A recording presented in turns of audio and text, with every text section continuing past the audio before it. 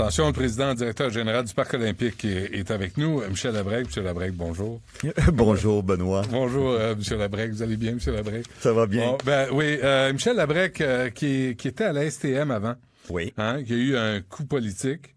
Puis t'as décidé, puis là tu t'es ramassé au Parc olympique avec et quand tu étais à la STM, les gens disaient Labrègue s'occupait du monde, puis on c'est pas pour dénigrer celui que t'as remplacé là. Puis t'as une réputation de vouloir bien faire les choses, d'être strict, d'être intègre, d'être à ton affaire.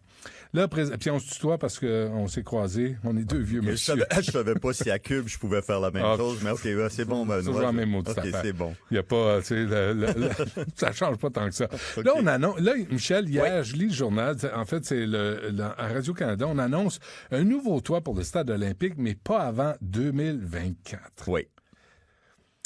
D'abord, dans quel état se trouve la toile présentement, puis à quel point ça urge? OK, la toiture, ça fait 20 ans, hein, déchirure, il y a 20 ans exactement. Salon de l'auto? Oui, de janvier, donc 2000, 99, 98. Donc, la toile est grevée, vérolée en quelque sorte, d'11 000 trous. Juste dans la campagne d'inspection de l'été dernier, automne, là, 3 000 trous de plus. Elle va se rendre. Et quand tu parles de trous, là... Des trous, c'est gros comme un 25 sous, à peu près. OK. Puis on met une rustine avec de la colle en dessous. C'est thermo-collé avec comme un fer à repasser. Comme quand tu réparais tes tripes de ville. Pareil. Puis c'est le même mot. C'est M. Rustin qui a inventé la rustine. Oui, pour vrai. ça règle la question. Écoute, et donc, elle est grevée de ça. Ça représente sur l'ensemble de la toile 1,5 % à peu près de la toiture là, de 200 000 pieds carrés.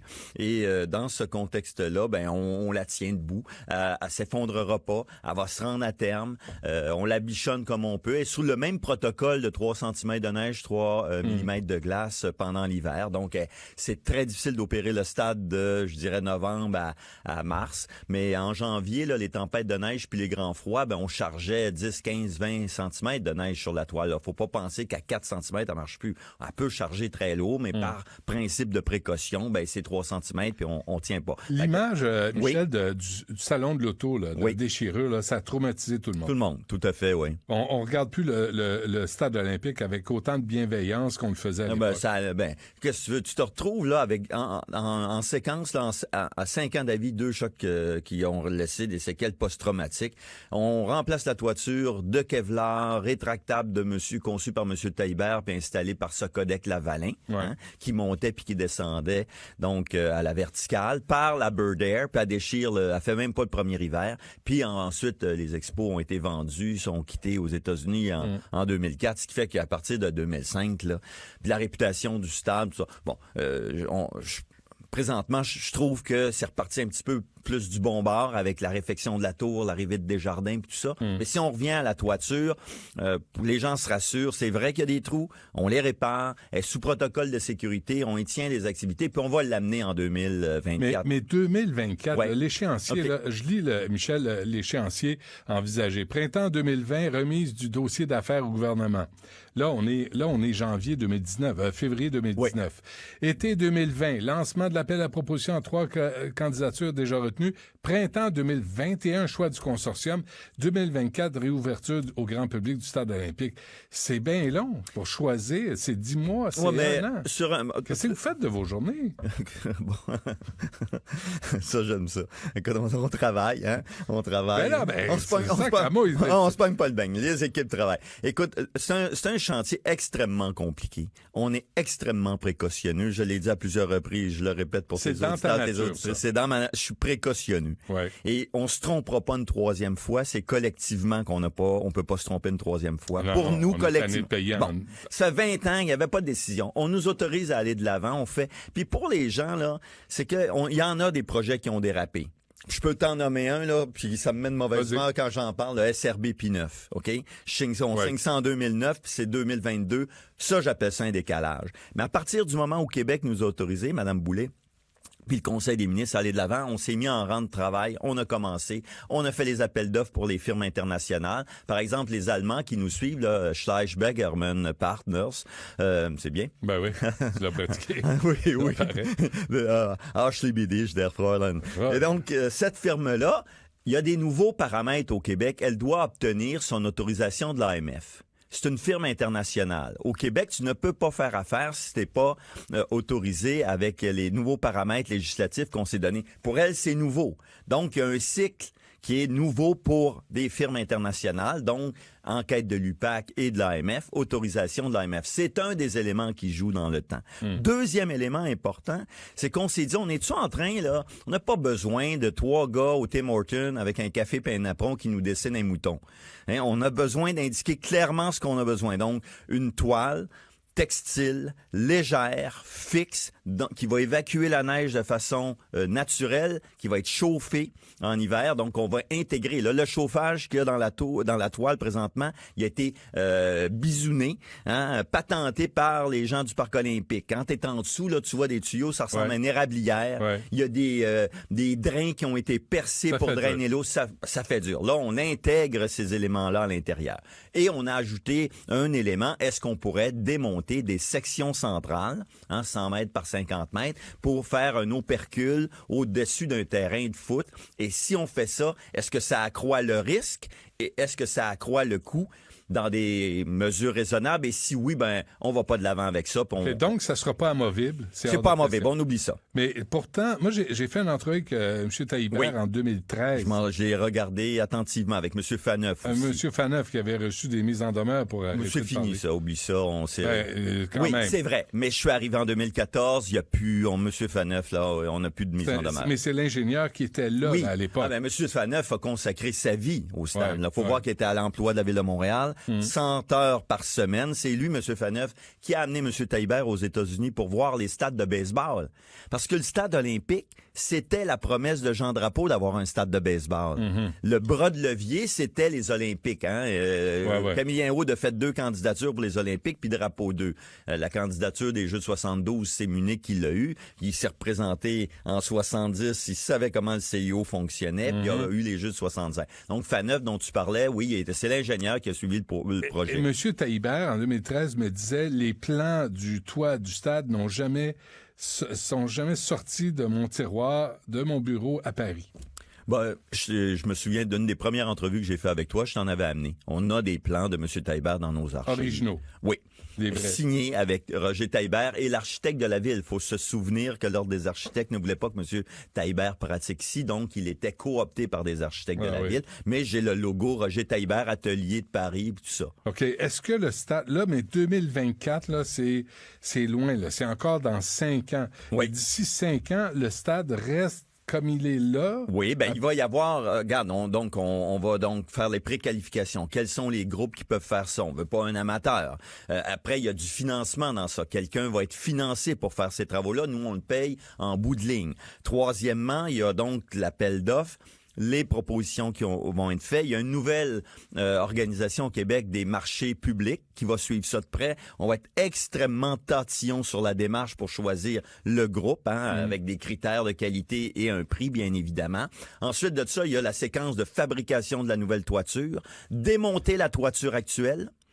Parce qu'il faut la démonter. Est-ce qu'on la démonte en été, puis on la remonte l'été suivant? Donc, on va hiverner le stade pendant la saison d'hiver. On démonte un été, on hiverne, et donc hiverner, c'est enlever l'écran géant, enlever l'éclairage, parce que c'est pas fait pour résister à moins 40, protéger les bancs, puis toute la dalle de béton, il y a des puits techniques. Faut enduire ça de toile pour pas que l'eau s'infiltre. Puis un hiver comme on a cette année, ça fait éclater tous les systèmes. Donc, ça fait une séquence de démontage, hivernage, remontage. On est présentement dans un scénario 2020. J'avais dit à l'Assemblée nationale, au printemps 2018, lors de ce qu'on appelle l'étude des crédits budgétaires, il y a une députée qui m'a posé la question. Je lui avais dit, présentement, on est dans un horizon de 2023. Et puis, avec les données qu'on a, on est dans un horizon présentement de 2024, à mon avis, qui est tout à fait correct, là, selon les données que nous avons. Et un budget de?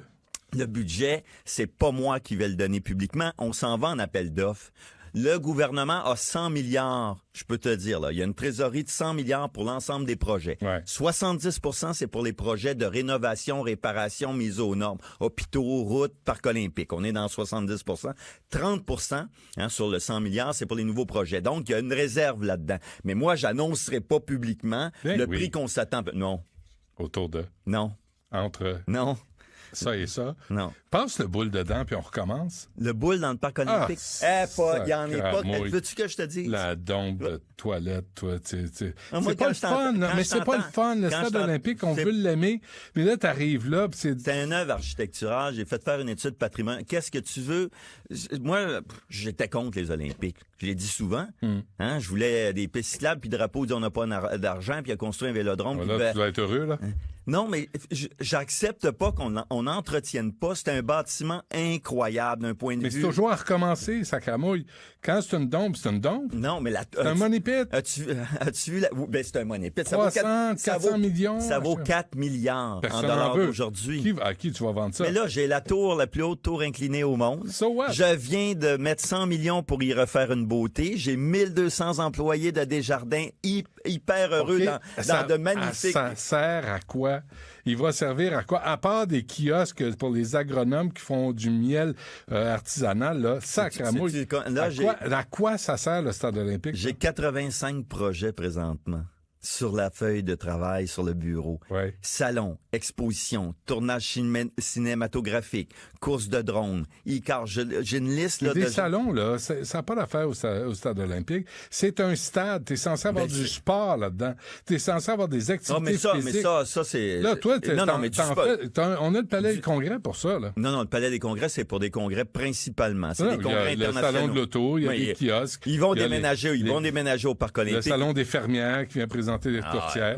Hey, on veut du sport au stade olympique. Mais ça prend une équipe présidente. Présentement, on n'a pas.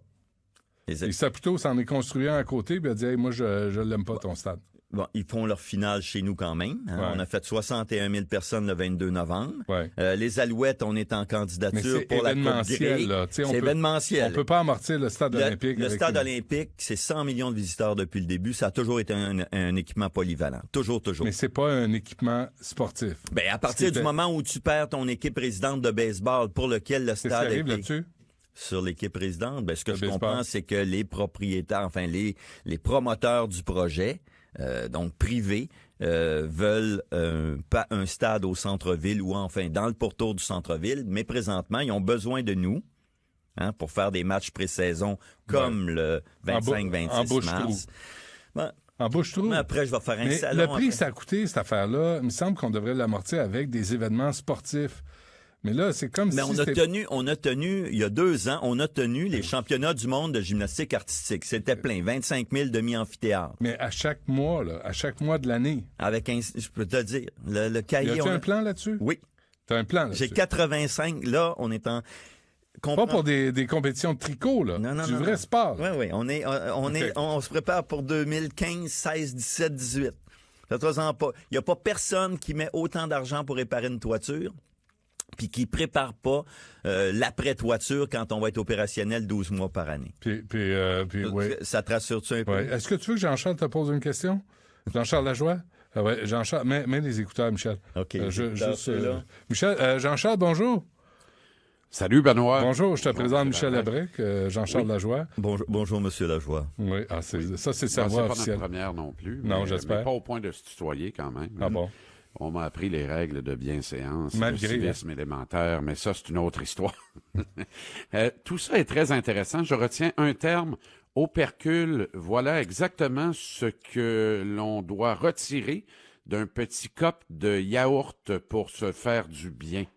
Alors, l'opercule dont vous parlez sur le toit, est-ce que ça permet à ce futur projet de recevoir la Coupe du monde de 2026, qui me semble névralgique là, pour la suite des choses? Nous n'en aurions pas qu'on pourrait la recevoir pareil. C'est-à-dire, ce qui est fondamental pour la Coupe du monde masculine, là, FIFA 2026, c'est un terrain naturel. On l'a déjà fait avec l'AC Milan. Donc ça, c'est la condition de base. Avoir un opercule, c'est un ajout supplémentaire.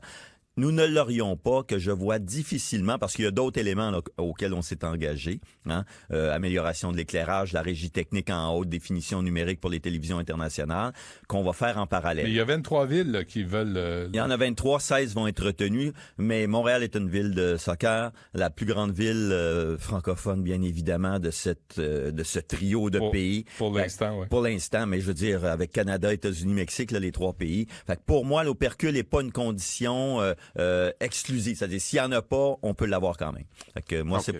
c'est pas. Puis le stade, oubliez pas que quand vous regardez les cotations que la FIFA a données, le stade est dans le premier tiers des meilleurs stades. Le monde n'en revenait pas. Les journalistes sportifs de Montréal, là, quand ils ont regardé ça, ils ont dit comment ça se fait?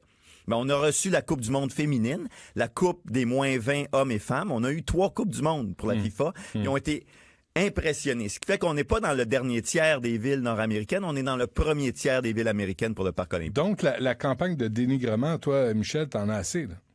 Oh, ça, non, je veux dire quelque chose. Il faut un peu se réconcilier. Je l'ai fait moi-même parce que je ne connaissais pas l'œuvre de Taillibert. Je ne connaissais pas la prouesse technique de nos parents. Je ne connaissais pas tout l'investissement qu'on a fait dans ça et je ne supportais pas. Hein, qu'au Québec, là, du développement durable, c'est pas imprimer du recto verso sur une page de papier dans un photocopieur pour s'occuper des pailles. Hein? C'est quand on construit des bâtiments prestigieux comme ceux-là, on s'assume, puis on les entretient, puis on leur trouve une valeur d'usage. Hein? C'est vrai que ça coûterait plus cher le démolir que de le rénover? Ben, c'est une évidence. On a 2 stations de métro. Ouais, oubliez ça de toute façon. Là, dans la tour, là, il y a 1200 employés de Desjardins des étages 1 à 7. Puis on commence les travaux pour 8 à 14 pour un autre locataire. Après 30 ans, on va avoir 1500 personnes qui vont travailler. Puis je vous le dis, là, les bureaux, les vôtres sont beaux là chez Cube. Ouais, c'est correct. Mais sont très beaux chez Desjardins Accédés. Ah oui, Je vous écoute, M. Labrec. Finalement, c'est un joyau extraordinaire. Ben, je vous invite à lire l'étude patrimoniale réalisée par un groupe international qui dit que d'un point de vue de ce qu'on appelle la définition architecturale, l'utilisation du béton en post-contrainte, en pré-contrainte post-tensionnée, la ligne d'horizon avec la tour, son positionnement géographique, ça définit Montréal, c'est une prouesse technique, ben on l'assume, ça vaut 3 à 4 milliards, nos parents l'ont construit puis il est payé entre autres par les fumeurs, fait que maintenant on l'entretient puis on y trouve une valeur d'usage. Bon, parfait. On s'arrête un instant. Jean-Charles, reste là parce qu'on va te retrouver après la pause. Michel Labrec, PDG du Parc olympique. Merci, Michel. On suit le dossier. Et tu sais que j'ai été renommé hier par le Conseil des ministres dans la liste, oui, parce que vous Pour parlez combien de ça. de temps? 5 ans. 5 ans? Parfait. Donc, tu vas voir le nouveau stade arriver. La nouvelle toiture. La nouvelle toiture. Parfait. Merci. On revient après ceci.